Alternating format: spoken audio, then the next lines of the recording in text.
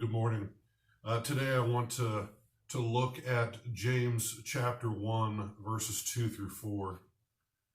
James writes, "Consider it all joy, my brethren, when you encounter various trials, knowing that the testing of your faith produces endurance, and let endurance have its perfect result, so that you may be perfect and complete, lacking in nothing."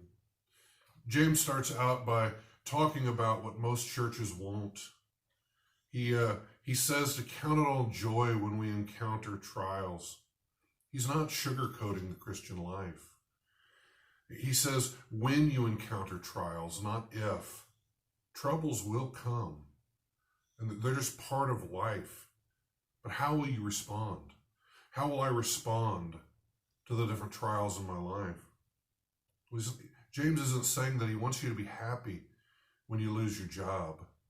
He's not saying he wants you to be glad that your child is sick. But he wants you to understand that God is teaching you something.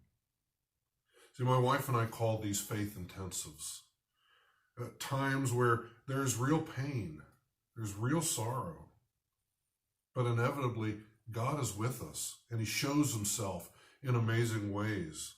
His word becomes precious to us. His people surround us, and we understand the love of God better. We don't want to miss the lessons that he's teaching us during these times. Well, I don't want to go through them. I look back and I'm grateful for what God has done during these times. James says that these trials, that when we go through them and we see that God is with us, they produce endurance in us.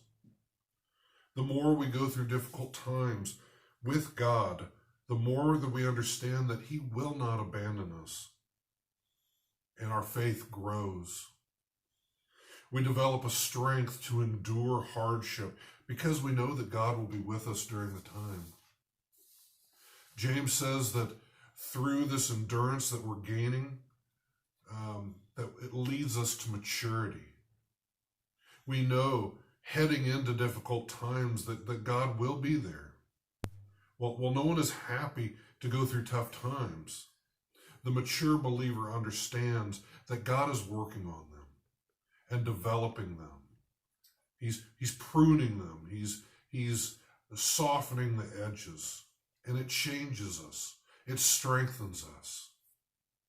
And one of the things that we must understand is that God doesn't expect us to go through trials by ourselves. He's with us for sure, but he also has created us to be in community, that the body of Christ is to be there with us. So let me encourage you, if you're not part of a church, you're missing out on the one another's. You're missing out on people being there with you during difficult times.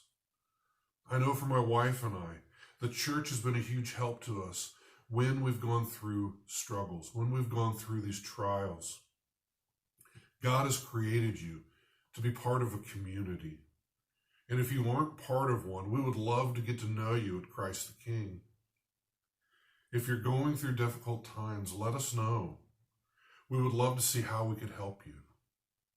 Today, if you face trials, don't run from them, but cling to Christ and turn to his people for strength. God bless you.